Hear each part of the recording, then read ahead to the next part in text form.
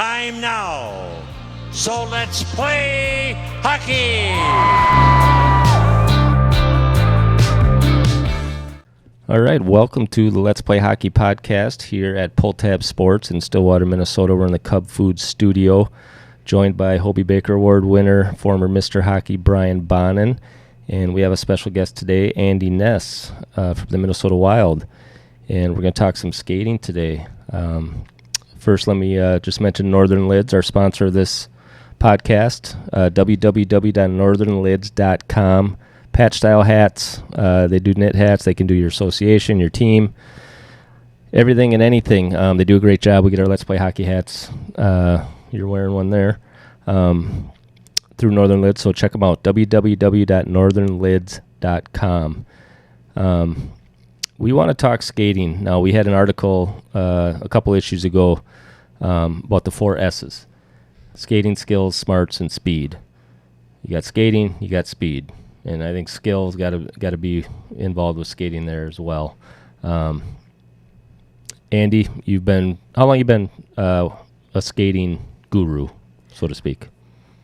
I was born into it, so I kind of had no choice but to kind of follow. It's no different than if somebody's dad was a car mechanic and you've been around a garage and you just you watch and you learn, and that's kind of embedded in my life. And so I've been with the Wild for a little over, I think it's been 10 years now. I'm not quite sure. So we did we did the women's Olympic team in 2010. We did the Gophers, and then we did worked with the New Jersey Devils as well, and went up until that Stanley Cup final they were in 2012 when they lost to LA. And then I gradually started in with the Wild, and actually for all the NHL, I think a lot of the skating, the skills has just kind of evolved as far as that goes. You look at some of the teams like Toronto and Montreal and some of these teams that have a whole army of people on staff, and how they delegate what their job is. Some guys do some things in the American League or the NHL or rehabs or summer stuff, but that's just kind of how everything's evolved, I think, especially now in today's game. So it's gotten serious.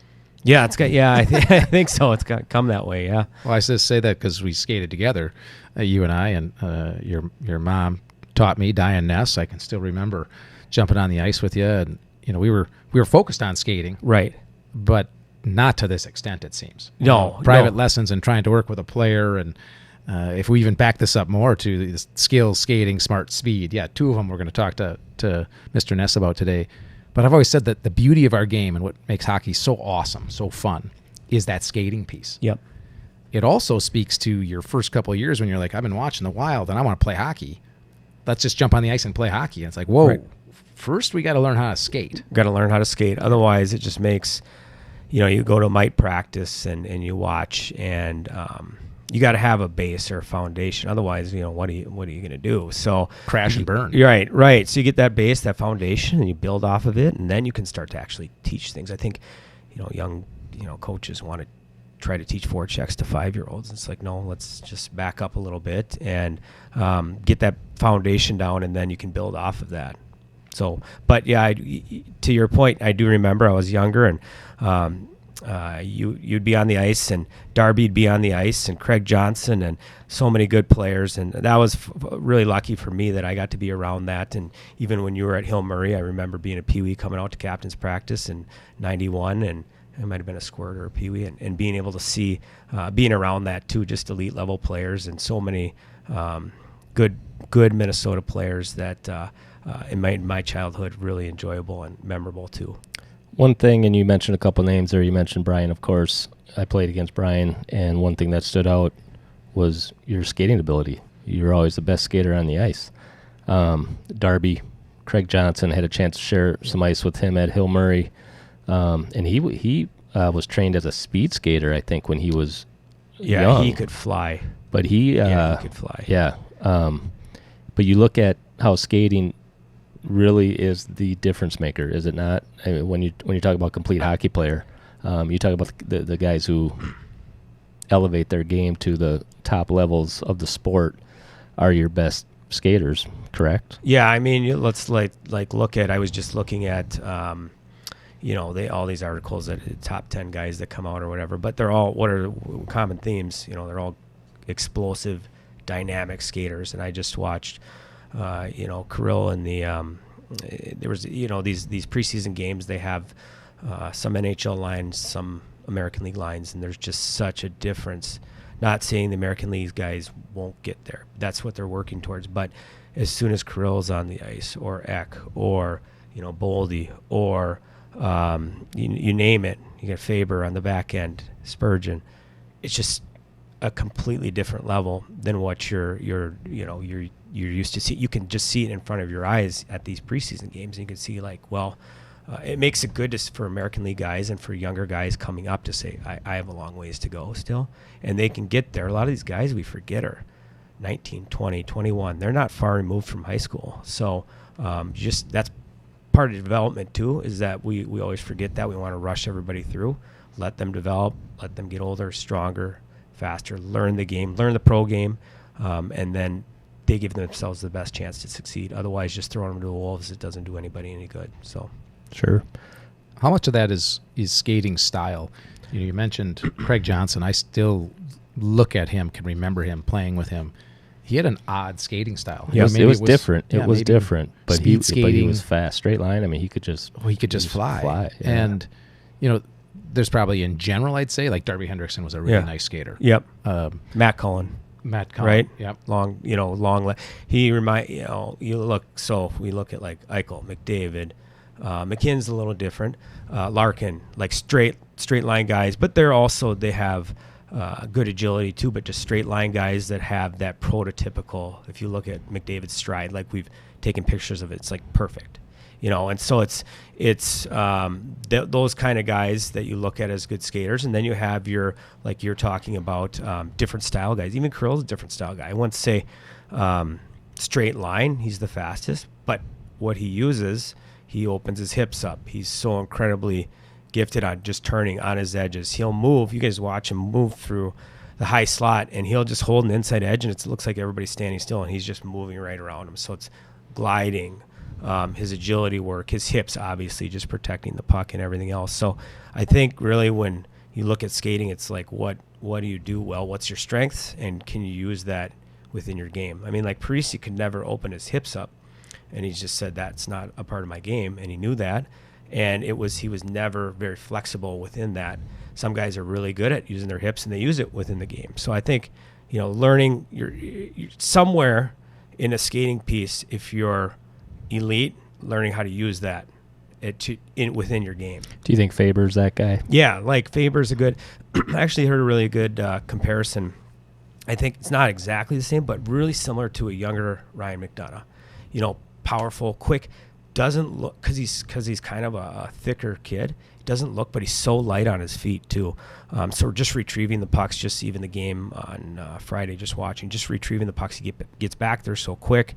He does a quick shoulder check, already knows where he's going with the puck, what he's doing with the puck, and just getting up and down the ice too. Very fast, powerful, like McDonough, is too. Good low skater, low base, low center of gravity, powerful. But yeah, Faber, to me, it's so odd, because you look at certain guys and you look at his body type, and he's way quicker than you would think just by looking at him. And it's probably something the average fan probably can't even pick out, right? You being a skater, because hockey guys can maybe see the difference in a way a guy uses his edges, and how that really completes his game and makes him a better hockey player. And I think like a Brodin retrieving a puck. So puck gets dumped in, he goes back, and it's these quick little turns, these tight little turns, and boom, boom, boom, and one outlet pass and they're out. And the normal, they make it look so easy that nobody really cares to look at. It's just an automatic thing, where now we look at maybe a lower level, and it's like, well, that's not an easy skill, or everybody be able to do it. You watch a Bantam game, you watch a D retrieving the puck. And they got a guy coming down on them, and they have to make a quick read. They have to make a quick play, and how many times they turn the puck over, or they don't get the puck out, or the first forechecker takes them out. Now they're washed out of the play. So those little skills, I think, we'll talk about footwork, but like for a D, they have to have good footwork, or if you can't get the puck, you can't make that first breakout pass, that first outlet pass, how are you going to play? You know? Right. Is that something we talk about nature and nurture? Was Kirill born with, blessed with just, gifted feet? Can you teach someone to skate, to have those little edges and that part of their game? Is that teachable? I think it is, to a point where it has to be implemented within your game. Do you know what I mean? So, for example, like Marco stayed here last summer. We did a ton of skating. He got faster. Like, we timed him, so I knew he got faster. I knew he got stronger because the results were there. And I use the example, like, it's just, imagine just being able to hit your drive. You train and you hit your drive in golf 20 yards further, but you still score the same. So the improvement that you make has to show within your game. Sure. And it did. And where it showed for like a Marco Rossi was like, he had such a much more stronger base, so he could absorb the checks, the hits, and everything else, and he could kind of roll out of them. And then he got more explosive, and he got faster down the ice. So the plays where he was able to jump in the play and get up and down the ice helped him a ton. So it helped his game. And that's the thing, is if you, I always say, like, and you've played with guys in Western Canada or somewhere on the farm or whatever, and they come to us, they've like, we've never had any skating, but they're smart hockey players. Those are usually the guys that we have the most impact on, because the little differences make a huge difference overall, because they already know the game. They already have that grit. They already have, the ability, like a Mason Shaw, like, I'm going in the corner with puck, I'm coming out with it, or I'm going to die trying, that kind of mentality. And then you add a little bit of skill, some efficiency to their game, and then it's able to help grow their game a lot. When you think about, players at a younger age, then, they're still kind of finding their stride, let's say. Yep, exactly. Because every player is a little different, and there might be that prototypical, this is a great stride. Right. Doesn't always stick with you, because kids grow and mature differently. When you look back at, a Faber, or I'm trying to think of some of the players maybe you could bring up and say, gosh, did they look like that kind of player with that kind of stride when they were younger? Or how much of this is, again, development, right, each and every year, because the player's a little different. How do you put that into your game? Yep. And again, each year is maybe another year. Yeah. So don't read into it too much. Like, my kid's not that fast, or he's not that great of a skater yet. Right. Or, I even think of myself. I think I was a decent skater, but I hit a peak, and I think part of it was just training. Yep. We didn't train like this. Right. To the extent of, well, let's specifically look at Brian. Yeah. Hey, let's have you do the Parisi drill. Well, is that really going to help me? Right. Or maybe I'm not that kind of skater. Right. But I think it would concern parents. You pay some money for someone to train your child. They don't get that much faster. Right. Oh, they're only 12. Right. Or they're Exactly. only 15. How much do you see that it's prototypical, or is it a year to year, let's reassess? I think that's what development is. And just to kind of piggyback on what you're talking about, so for parents to understand, like, Zach Parisi played B1 squirt. The greatest goal scorer that we've had in this state played B1 squirt. Ryan McDonough, that was one of the first teams that I had. It was an 89 team, and he was probably their 6D on this Blades team, and I worked with him all the way up. Well, who's the one that ended up at the end of the day moving on and kept getting better? It was him. It's these kids that keep getting better. So many guys that I've talked to, Brodeen's like, my brother was a better player than me, but they kept getting better. They kept growing into their game, getting better as far as even skating or their skill level. Everything kept getting better year to year, and they made that growth. Where we have now, I think we're so fixated on having the best 10-year-old, and then the best 10-year-old is good at 10, and the problem is everybody's good. So how are we going to get better? How are we going to keep growing our game? And understanding that if kids do want to keep moving up, they have to get better. It's not, well, I played in the brick tournament when I was a squirt. Well, I can tell you, nobody cares about that when you get older. Like, you're not going to tell your college coach, well, I played in the brick tournament, so I should be on the first line. Where are you at now? Have you gotten better? Have you done the things you need to work on? As far as skating, it can continue to get better. It can continue. We see it just with guys from 18, 19, 20, 21. So your guys that are kind of coming through, that 18 to 22 is a huge growth. You're just getting you almost hit like that second puberty. Now all of a sudden guys start to get stronger. They get more powerful. They get faster. And that's when you really see guys kind of take off too. And then, even later as you get in through your mid-20s is getting yourself, getting your game where it needs to be, understanding what kind of player you are, growing your game.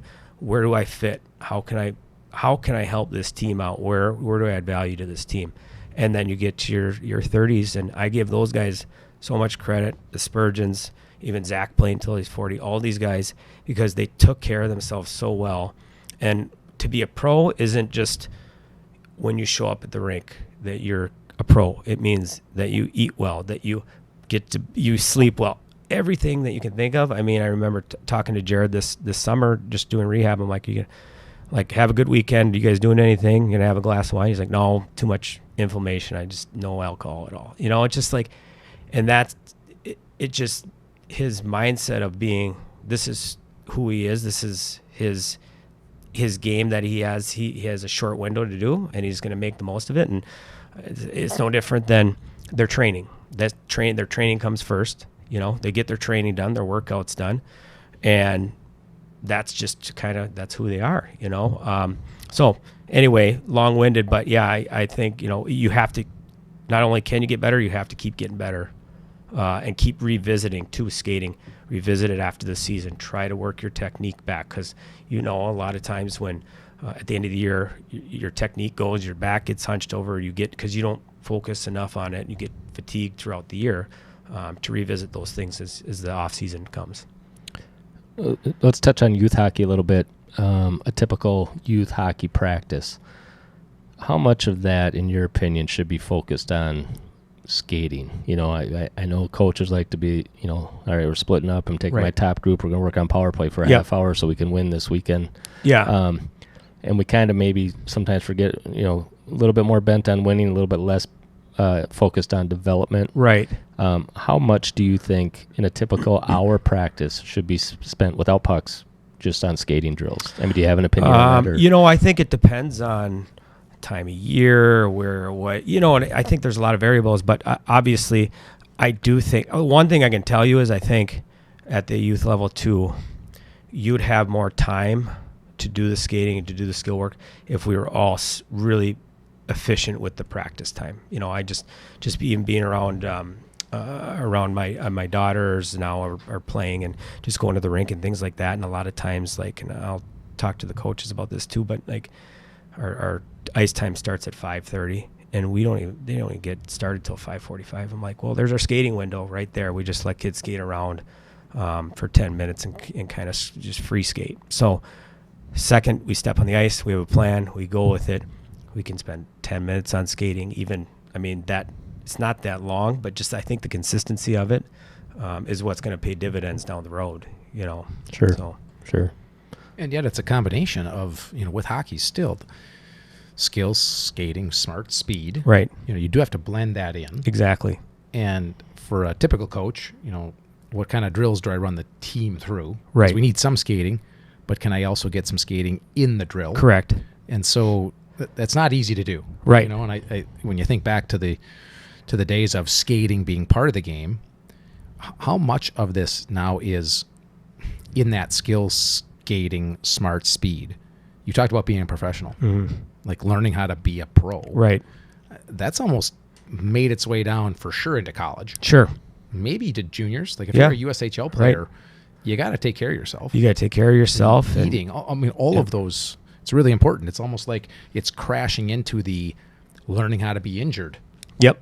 Right. Like how do you manage that? Right. The first time someone gets hurt and they're out of the lineup, and you kind of feel good, but your arm or leg isn't working, so you can't play. That's really hard to deal with. Yep. Much less now I got to learn how to be a pro. This is serious stuff. Right. If you want to play with the best, how much are you seeing those intangibles? I got two others I want to ask about: passion and burnout. Yep. But where does those, let's say, three fit? Because you got being a pro. Yep. Whatever that means, even for a younger player, and then passion and burnout. How do you balance those? Because we're playing a lot of hockey now. Yep. So if we want to look at like the pro game, that's a great point because I'm watching training camp right now, and you've been through training camps, and this one especially is such an absolute grind. And I'm watching, and I watch Kirill do the drills over and over and over, compete. And I think back to like if I took it back to like a youth level, and I'm like, how many kids as we start getting up, not skill level aside, everything else aside, would be willing to do what these guys are doing? And in all honesty, I'm watching the drill. It's up, down, battle, up, down. And it's again and again and again and again. And then you get your workout in, you go through it, you do it the next day. That is, to me, that's going to weed out a lot of people right there. I don't care how good you are, because if you can't, you're fatigued, you're tired, you're gassed. It's not just about surviving the practice. You have to execute. You got to make plays, and you have to do it again and again and again. And how many people are willing to do that? And I don't, and that's why these guys are where they are. I'll use an example.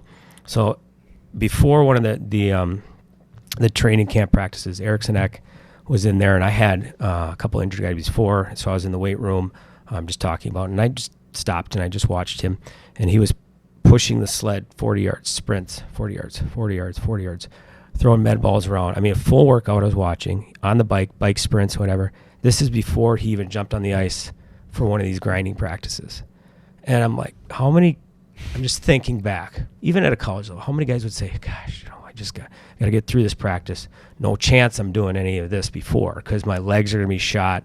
I'm going to be dead tired, but here he does all of this. And then before practice. And then after, it's take care of yourself, whether it's the cold tubs, stretches. You're there all day. You're doing the work. You're feeding yourself the right foods, not eating crap, and you're getting your sleep. Like, that's what it takes. And I'm like, well, that's why he's there. It's not just the talent, the skill, but it's that piece right there. Because I can tell you, I've been around so many hockey players, the stuff that these guys do, and I'm watching in the summer too. People just maybe aren't cut out to do, or just won't do it. I looked at that workout before he went on the ice, and I said, I'm not even grinding through it. I wouldn't do that to go do a injury skate to somebody, because my legs would be shot, and I don't know how he's able to absorb that, but that's what those guys do. But have you seen, and I guess from a fan standpoint, just someone who watches the Wild, his game has elevated hugely. Right. And I would, he's become a premier player on that team. He's gone from basically maybe second, third liner to a top line guy. Has his skating really improved a lot since he first came on board? I think everything has, really, and because of that work ethic too. But his skating, he's gotten more explosive, faster. He's just gotten so much. Even if you look at pictures when he was first drafted, he just looked tiny. He had a frame.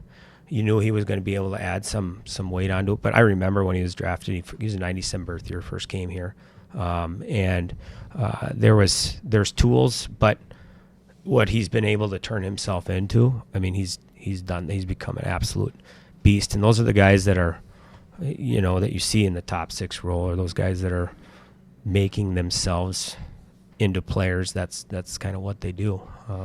Quite a bit different than, and no cut on James Shepard, but it reminds me, we picked him in the first round too. And so is it, again, how much is it these intangibles of how are you built to play this pro game? And even college game. The college game is a beast too. You have to be, or have that personality. I remember telling some parents, be careful what you wish for your kids, because I grew up in a different era. Yep. I'm like, these guys are training so hard at the college level. I wouldn't do it. Right. I know my personality. Yep. So I don't think you'd do it. Right. Be careful that you want your kid to do that. Yep. If it's not their personality. And so I had that written down. There's just hard work. Are you a hard worker? Right. It's not something you do. Yep. It's something you have or are. Yeah. It's not, I'm going to go work hard. No, right.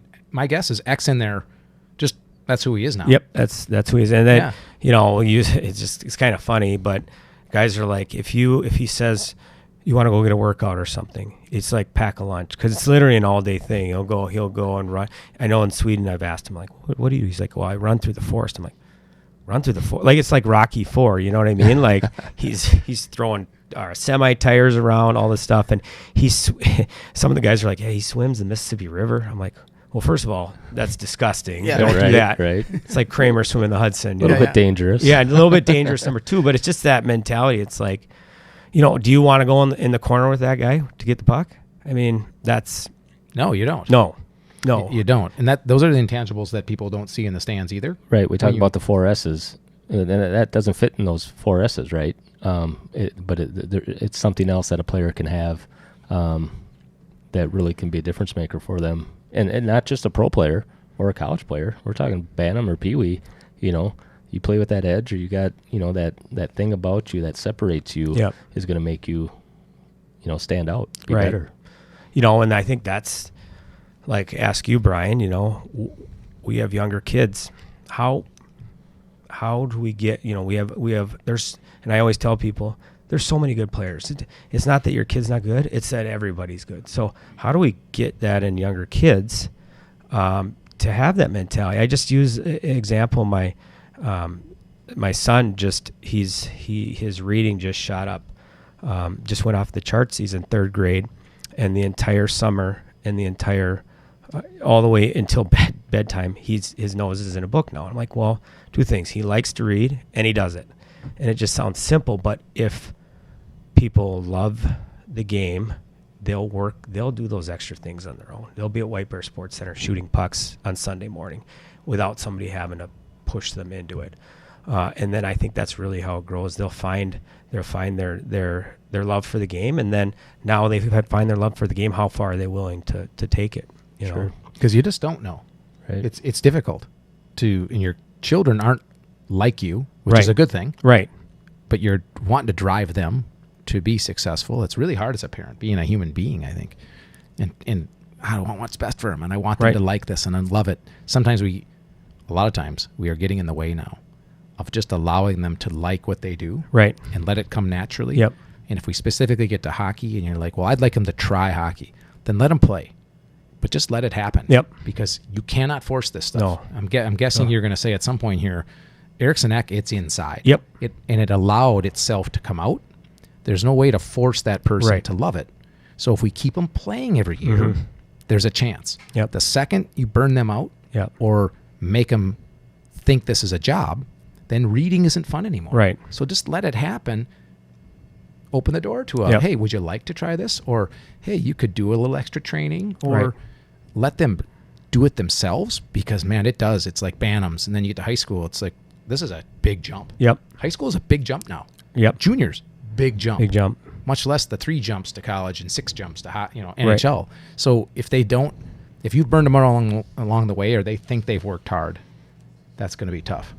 Yeah. I think that's going to be really tough. So it's okay to be on that B team. Yeah, it's okay to. Well, like I said, I always ask it's great the job I get to do, because I talk to the guys about the youth. What was it like? Where did you slot? And like I just said, like Zach Parisi's like, my first year of B Squirt. I said, whoa. Like, you played B Squirt? Yeah, my dad coached me and played B Squirt, B then A, and like you just said, it's okay to play B Squirt. You know what I mean? Just let the love for the game come. And if it comes and they want to play, you're going to be able to tell. They're going to get better. They're going to do the extra things, and their game's going to grow, and they're going to enjoy it. And if they just want to play, that's fine too. They're around kids. I mean, I just think of my daughter's team.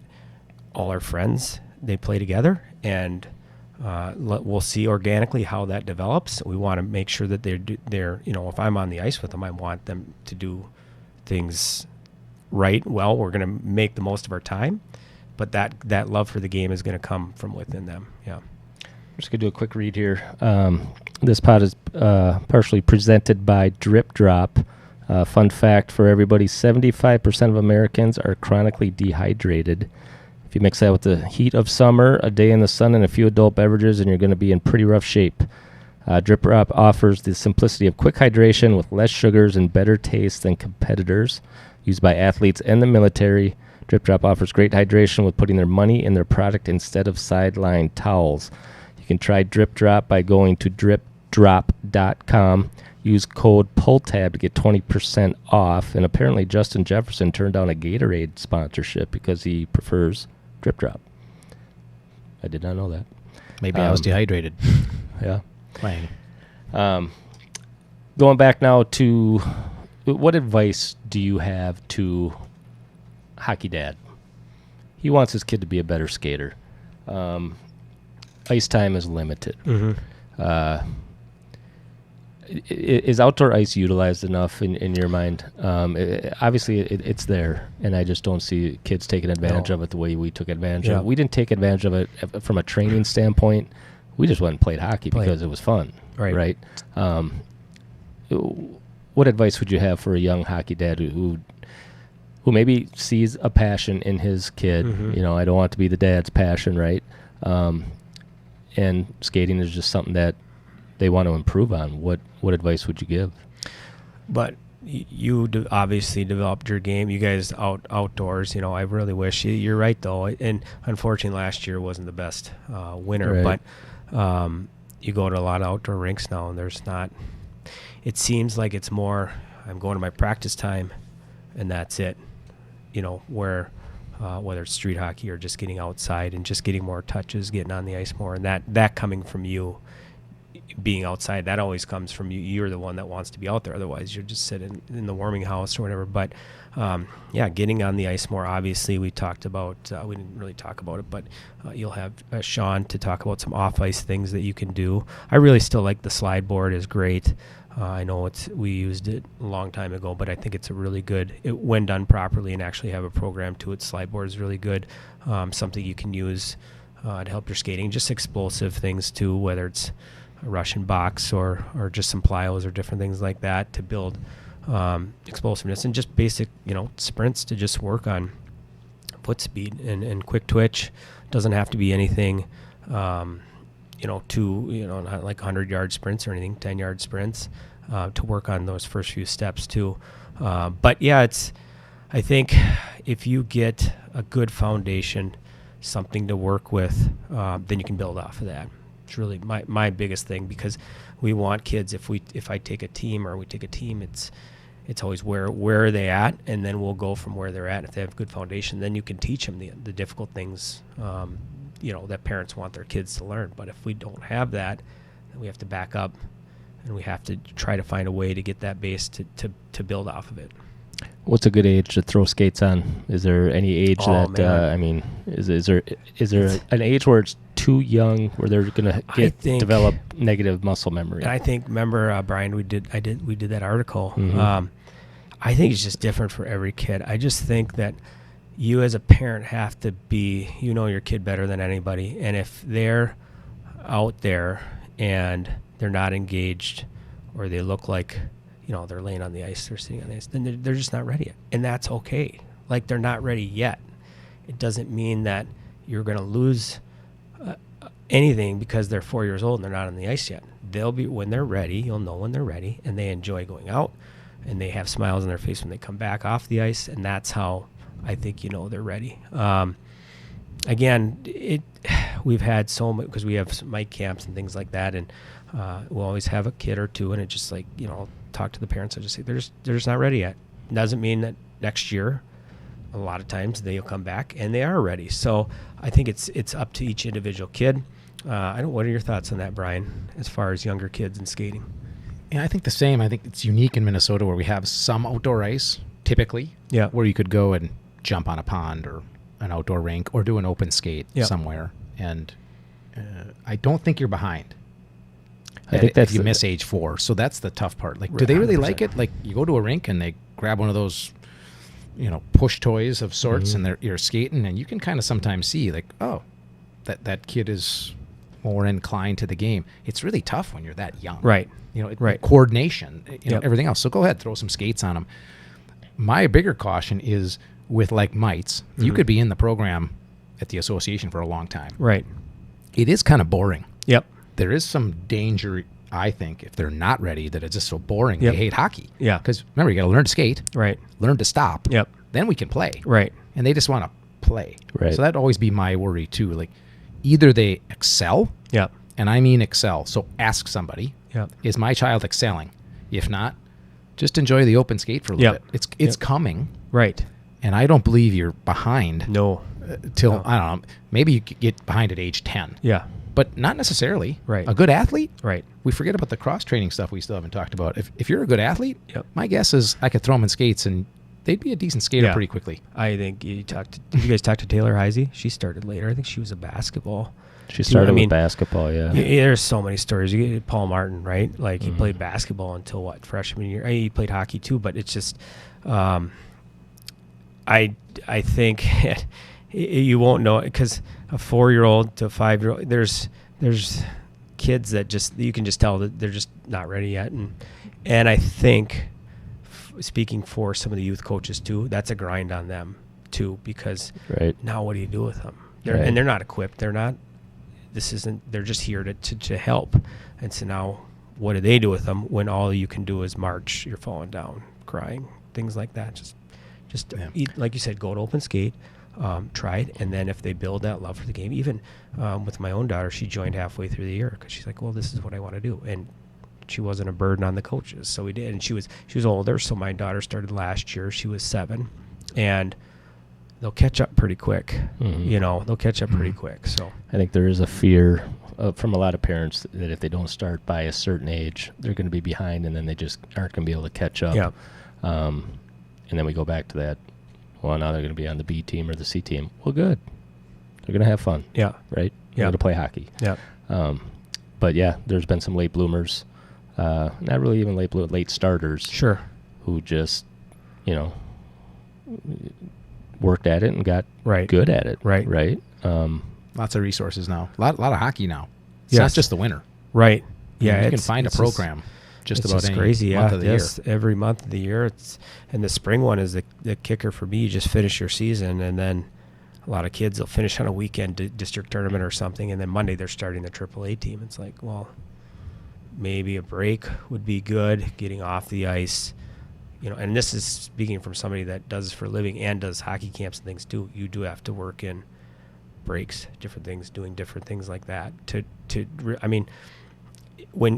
I just think when you're on the ice, especially as you start getting older, then you're there to work. You're there to, you know what I mean? And just no wasted ice time. I'd rather have a half hour that's really, really, really good than an hour and a half where it's wasted time. You know? Agreed. Thank you, Andy. I mean, these are things that people are wondering about. Right. And today it's in our face so much to my child played with this child who made the varsity team, who's now playing USHL, and they made the NHL. That's a special player. Right. It's you have to be, in my opinion, maybe you don't agree. You have to be, and they are special players at the NHL level. 100%. They just are. They've got skating, skill, smart, speed, and then they have many other aspects to fit themselves in and to stay there with some longevity because there's so many great players. Yeah. They really are special. It's not just a step. It's multiple steps above. I mean, you just said it's a step above the AHL. Yep. Which are really good players. Really good players. And so let's, put that into perspective. We've had quite a few Mr. Hockey winners, I'd say the past decade or so, even do our development camp. We have 2 now in the with Jack Pert and Sammy Walker and guys. So the best hockey player that we had in the high school hockey year, and they're just grinding every day, trying to make that jump. So, and this is Minnesota. So this, and we talked about this earlier, but it's not just the hockey players in Minnesota. You start moving up levels. Now you're competing with the whole world. So you go into the Wild locker room, there's 5-6 different languages being spoken. It's a worldwide game, and it's not just your kid from White Bear Lake, Minnesota now. It's the whole world. So what do you have to offer?